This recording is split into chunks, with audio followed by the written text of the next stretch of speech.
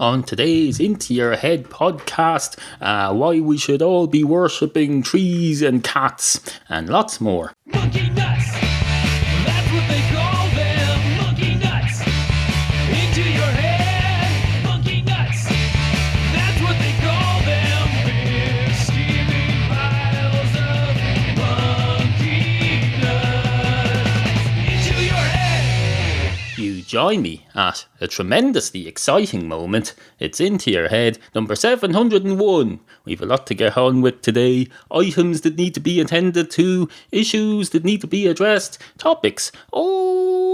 Topics. We've got lots and lots of topics. We're positively booming to the seams with topics. We've got topics coming out of this hammer. His hammer, there's topics coming out of this. There's bound to be topic. There's bound to be. When you bash something as big and heavy as this against, for example, this studio table, I'll do it very gently because I don't want to break it. I've had this table since I was a child. But no, if you bash this hammer against the table, you can't see anything coming off it, but I'm sure there's bits of things, electrons or something sparking off it. You can't just bash a big object against another big object except nothing to come off it. If that was the case, then they'd never have invented fire. Fire could have got invented because people... never mind. What the fuck? Fire got invented because someone smashed two pieces of wood together and scraped them and bashed them and scraped them and bashed them and scraped them and bashed them and scraped them and bashed them. And then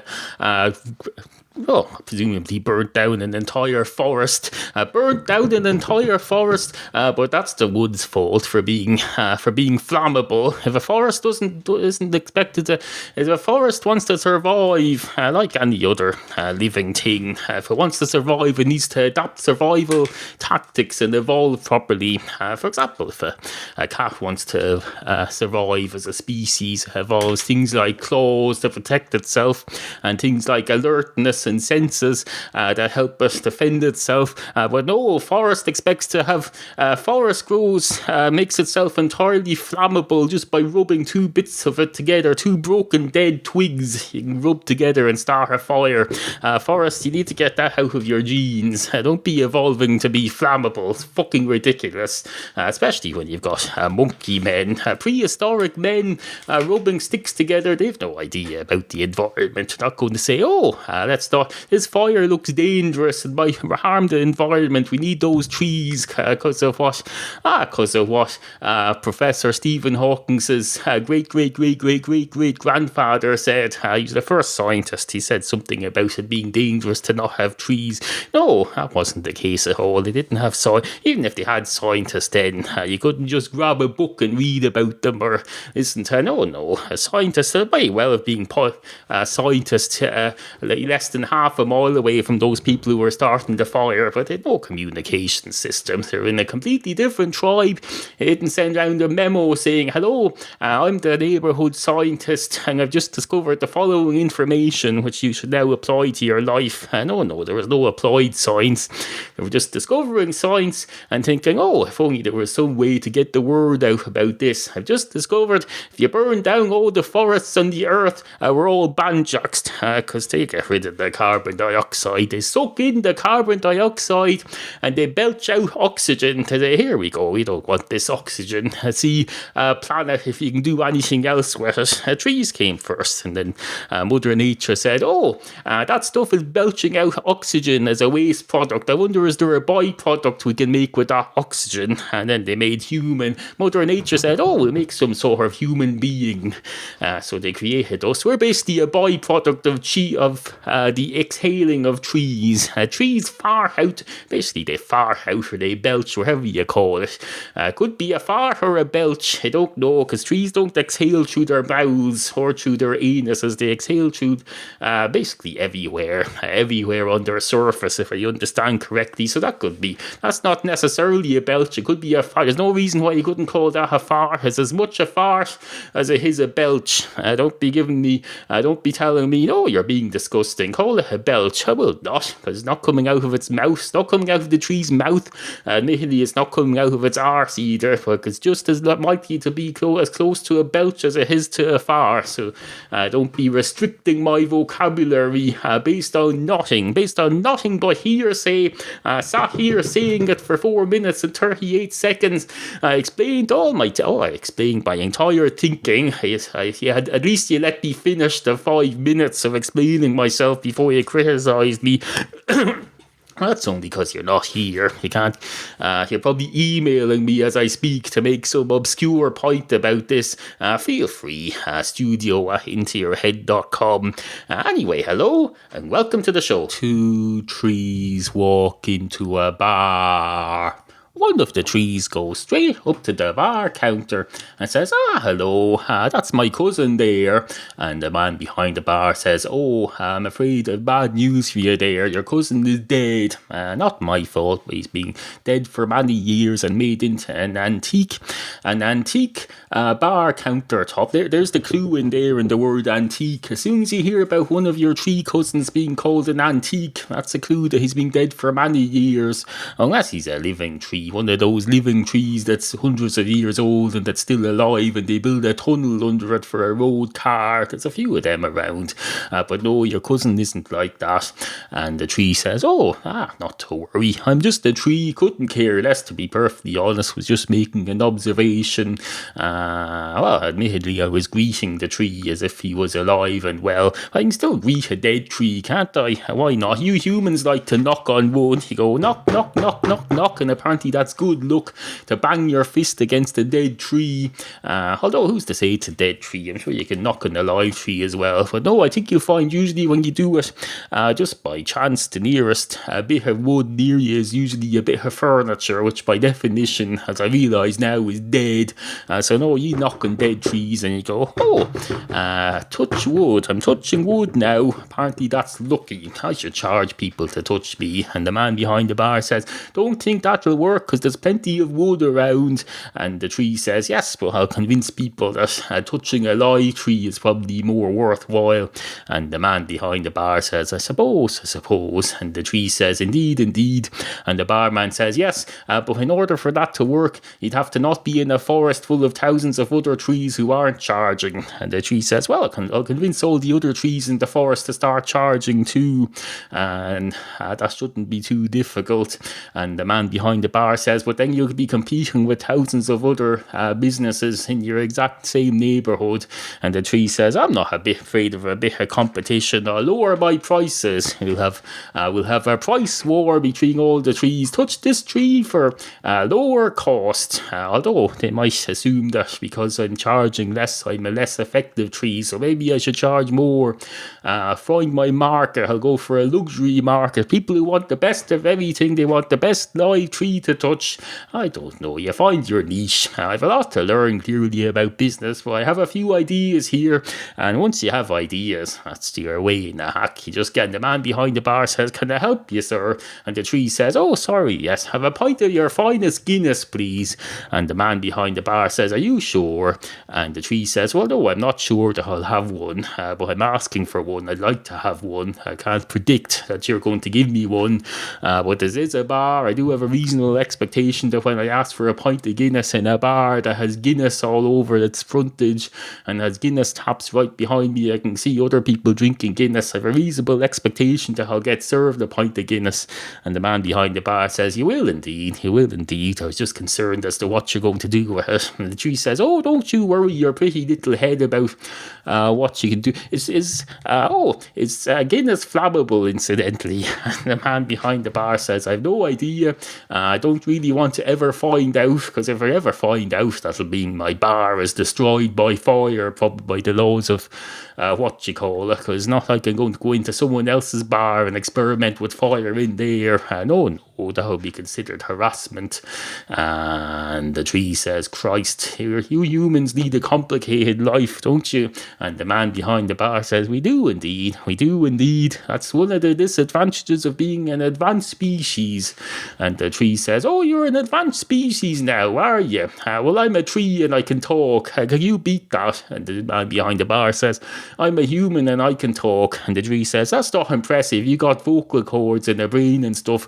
I don't have vocal cords in a brain and stuff, but I can still talk and think. If that's not fantastic, I don't know what is. I think that means I've evolved to talk and think without a brain or a mouth. When you can do that, you humans, then you can go back to claiming to be an advanced species. Until then, no. No. Anyway, pint of your finest Guinness, please." And the man behind the bar says, "Here you are." And the tree says, "Thank you very much," and picks up the pint of Guinness and pours it on the floor. And the man behind the bar says, "Christ, what are you doing?" And the tree says, "I don't know. This floor feels familiar. I think it might be another of my cousins. And presumably he's dead now, so I'm buying him a Guinness in memory of him, give him a proper decent burial in Guinness." And the man behind the bar says, "That's going to make him rot." And the tree says, "I think you'll find that's normal. You're supposed to rot after you're deceased."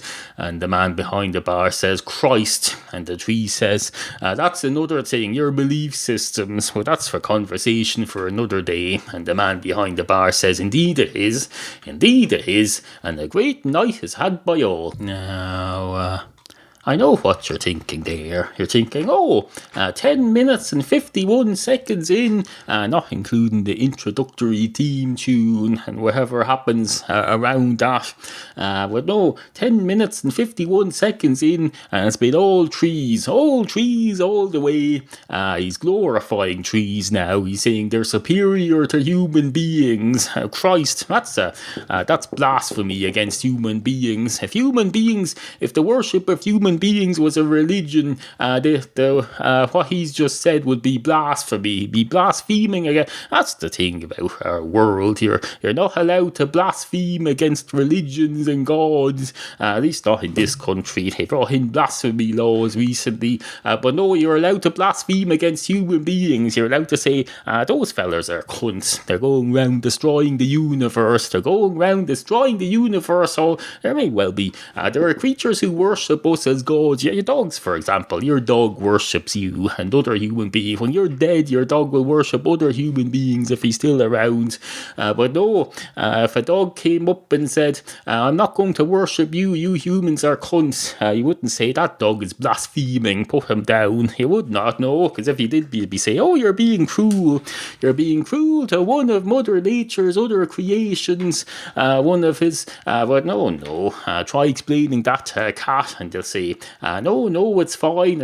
We have a deal here. We have a deal whereby they give me food and pet me and scratch my ear and rub my belly in the case of Annie the cat, or don't rub my belly in the case of any normal cat. And in return, I'll come and sleep on their head and keep them warm. And that's the deal. Everyone benefits.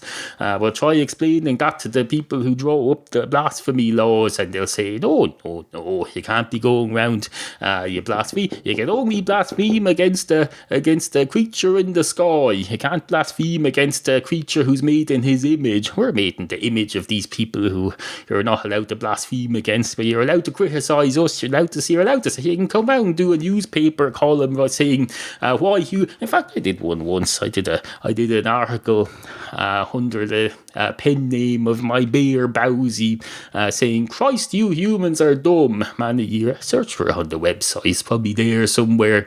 And then I did another one called Bowsy's "Christ, you humans are dumb too." That would be considered blasphemy if my bear Bowsy was a god, but he's not. He's not considered a god, despite the fact that he's just a bit of stuffing that 20 years ago had a yellow windscreen duster and half a pajama stuffed inside him to keep him looking half alive. Yet he's still able to have a character on the website. Yet he's not considered a god. It just goes to show we have our whole worldview fucked up. Our worldview is fucked up. We'll try telling that to anyone, and they'll say, "Oh, you should make a podcast out of that, but nothing else." Make sure you label it as nonsense in case anyone thinks you're being serious. No one wants to take anything seriously at all. You listen through to this, they say, oh, that's very amusing. He's talking crap. But no, I won't go, oh, maybe I should listen to this and do some lateral thinking and roll it around in my brain and see if it sticks anywhere.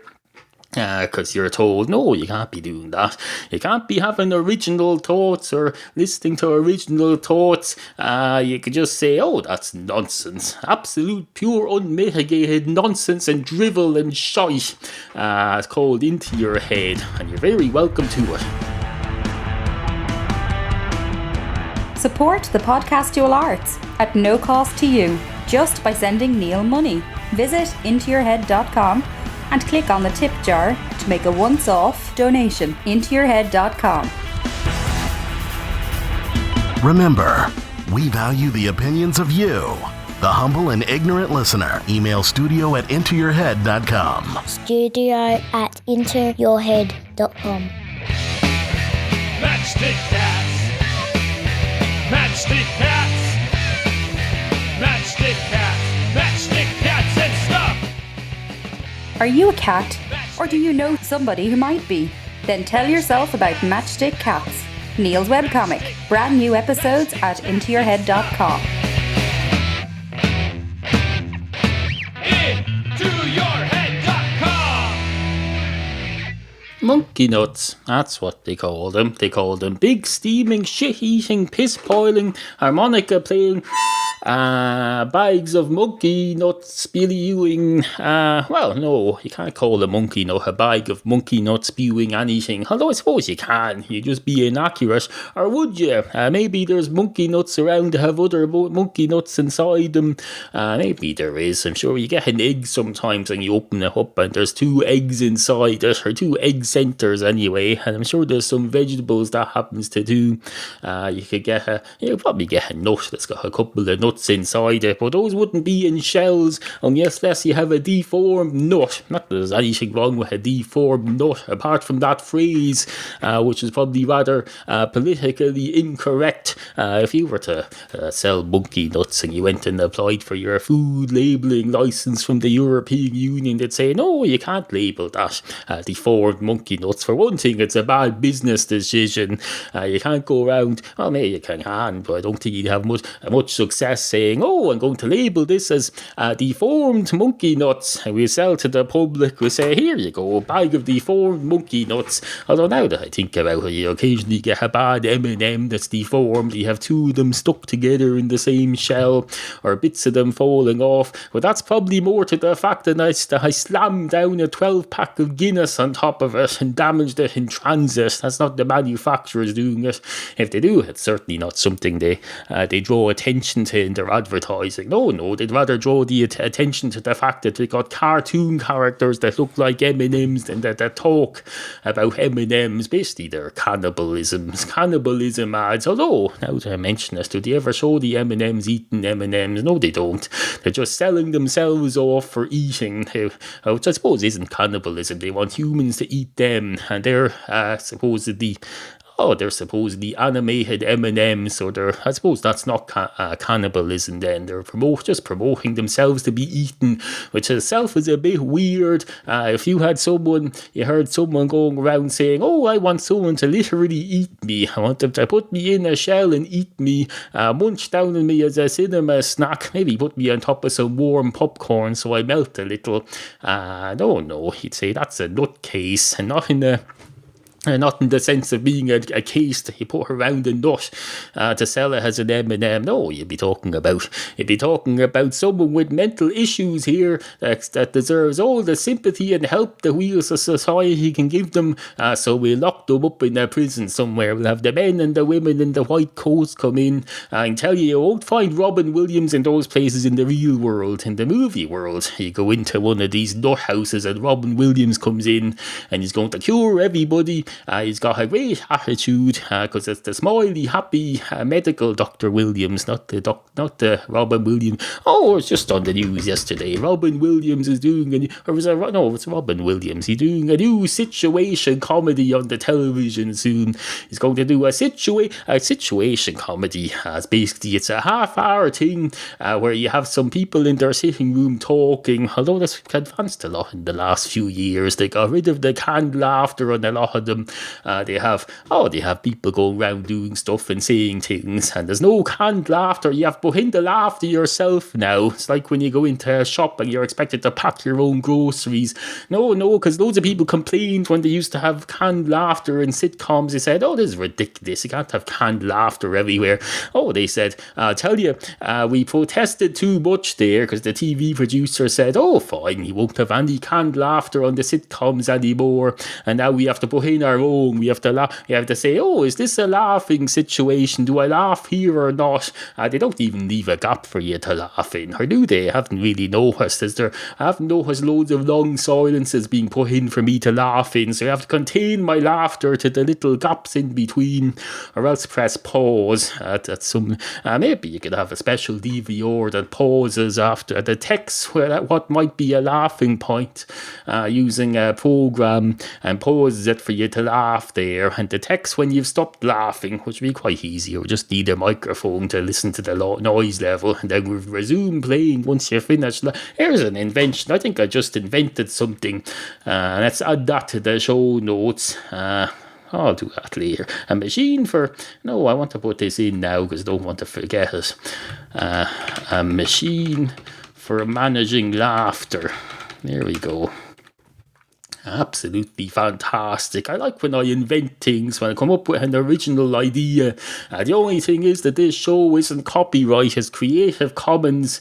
It's a Creative Commons Attribution, Non-Commercial, No Derivs 3.0 imported license, which means I haven't I reserved my copyright for that idea though, not for the content of this show. For that idea, I reserve. So don't go stealing that and go manufacturing that. I'll manufacture that myself, or I'll can come up with a deal and license some sweatshop in Thailand to manufacture it for me. I'll have to get some engineer to design it for me first, because I'm not technical enough to do that.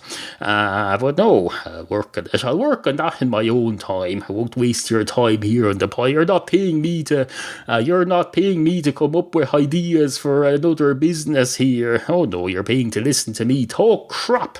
And I must remember that. Note to self, remember to continue talking crap. Like there's no tomorrow. Anyway, monkey nuts, hello. You're listening to Into Your Head, hosted by Neal, Ireland's version of the Octomom. Except he's a dude. And has cats. Two cats walk into an M&M factory. One of the cats walks straight up to the beginning of the production line and says, "Hello, can I have a bag of your finest M&Ms, please?" And the man behind the conveyor belt says, "This is the wrong end of the line. This is just where we have the monkeys and we start extracting the nuts from them, or whatever it is we do. That's not really what we do. I'm not allowed to tell you what we really do. It's all trademarked and copyrighted. I'm not going to tell you our production process because I'm afraid I might get fired, and I need this job in the monkey nut factory, or wherever it is, the M&M factory." And the cat says, "Oh, I see. And where would I find the other end of the line?" And the man behind the conveyor belt says, "Christ, are you serious? You're a cat. You're the people who invented cat's eyes in the middle of the road. Yeah, you're the experts at illuminating where a line goes. But no, just follow the line. Go to the end of the production line." And the cat says, "Oh, thank you very much." And he says, and then the man behind the conveyor belt says, "Don't tell anyone I said this, but you could just climb up onto the conveyor belt and sit there until you get to the end of it. Just watch out. I'm not sure what machines are up further in the process, so watch out you don't get sucked into any machine. Bypass those, climb over them or something. Consider them the same as if you're going along a road in a big lorry and you see be a bridge that has a low height on it. You take a bypass from there. But you won't have to go find some alternative route. You just jump over the machine. You're a cat, you'll be good at that. And the cat says, I think I understand. Thank you very much indeed. And the cat proceeds along to the conveyor belt and goes along, bypassing all machines, and gets to the end of it, and gets to the end of the production process and says, hello, can I have a pint of your finest M&Ms, please? And the man behind the conveyor belt says, what do you mean a pint? And the cat says, sorry, I forgot, this is a different type of story. I meant a bag of your finest M&Ms, please, or a box, wherever you're putting out today. Doesn't matter what kind of, what variation of your product you're putting out, just like some M&Ms, please. And the man behind the conveyor belt says, this isn't a retail shop, sir. This is a factory. You shouldn't really be in here. This is a food production factory. It's supposed to be clean and hygienic. You're not supposed to have cats in here. And Cat says, excuse me, I licked myself clean less than 10 minutes ago. And the man behind the conveyor belt says, I'm sure you did, I understand. I don't mean to have a go at you, but just if the food inspectors came in here now and they saw a cat, first thing they would think is mice. They must have mice, which I know is ridiculous, because obviously if you have a cat, by definition, you don't have mice. But no, that's what they'd think, and they'd shut us down. They'd say, like Gordon Ramsay on that thing, he'd say, shut it down, we'll close up, and we'll have a big dramatic thing where we're all shut down for the day and we're laid off, except a few of us who'll be kept here to clean up cat hairs or whatever is recommended to us by the food board. But no matter how much I might like cats and their cleanliness, I can't risk having this place shut down. And the cat says, Christ, you people along the conveyor belt are very talkative for people who just work on the conveyor belt. Surely that stuff should be done by management and PR people.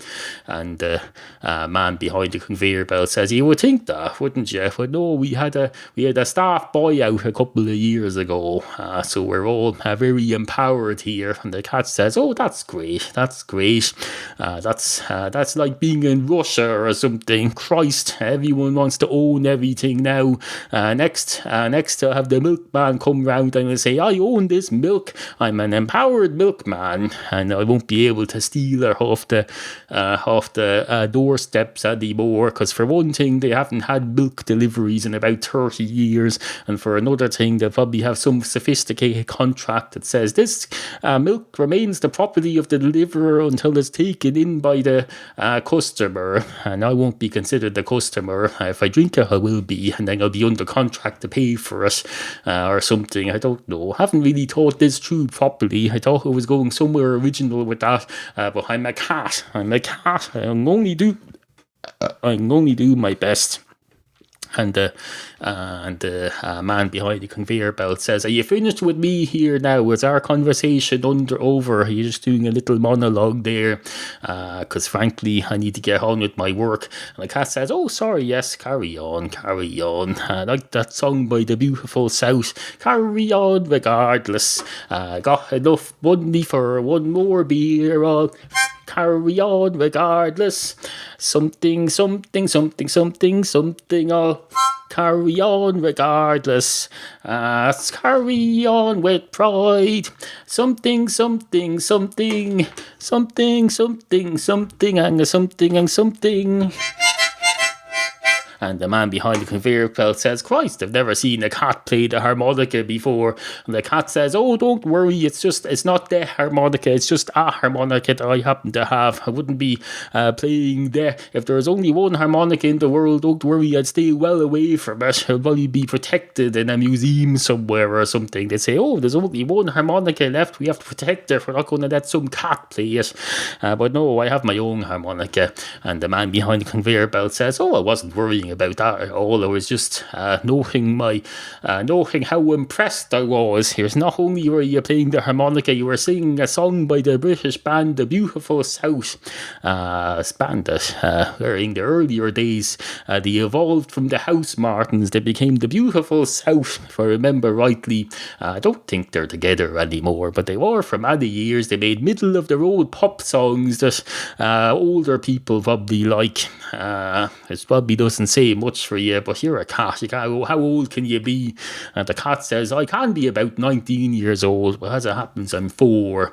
And a man behind the conveyor belt says, oh, I see. Although I suppose in cat years, if you convert that to human years, it's probably a lot more, is it? And the cat says, no, I think you'll find the earth rotates at the exact same speed for us cats as it does for humans. So our years are exactly the same. We just have less of them.